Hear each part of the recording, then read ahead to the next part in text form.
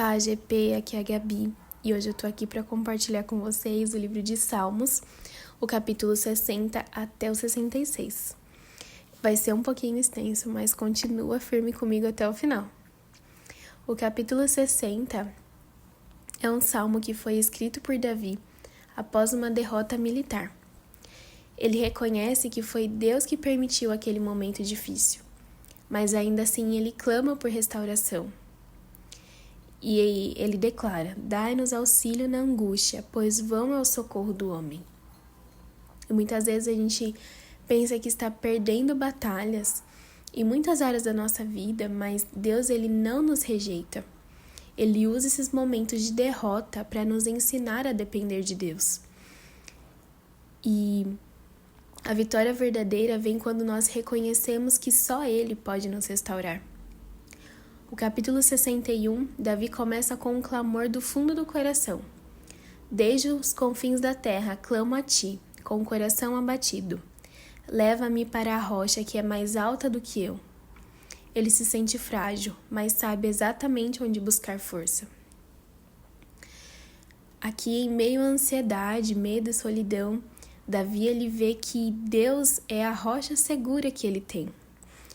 E nós podemos aprender que quando a nossa alma ela estiver sobrecarregada, nós podemos correr para Deus. Ele nos ouve, Ele nos protege e Ele nos sustenta.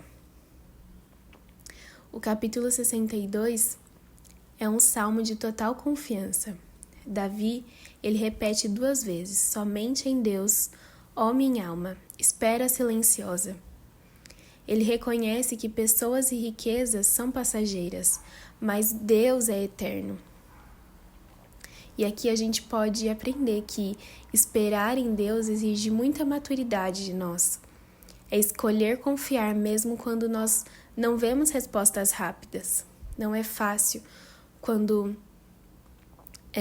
nós estamos passando por esses momentos, mas quando nós descansamos em Deus, nós podemos encontrar a paz em meio ao caos. O capítulo 63, Davi ele está no deserto e mesmo longe do conforto, ele diz: a minha alma tem sede de ti, o meu corpo te deseja, como terra árida, exausta, sem água. Ele expressa um amor profundo por Deus, maior que o amor por qualquer coisa terrena. E aqui a gente pode aprender muito com Davi que, em meio a tantas distrações que nós temos, Davi aqui ele nos ensina um relacionamento com Deus, de olhar para Deus e entender que Ele é a coisa mais importante que nós temos. E nós podemos aprender a buscar a presença de Deus com sede verdadeira, e isso transforma a nossa vida. O capítulo 64, Davi, ele fala dos ataques secretos, das palavras maldosas e armadilhas escondidas. Ele clama por justiça. E no final, declara que Deus trará a retribuição e o justo se alegrará nele.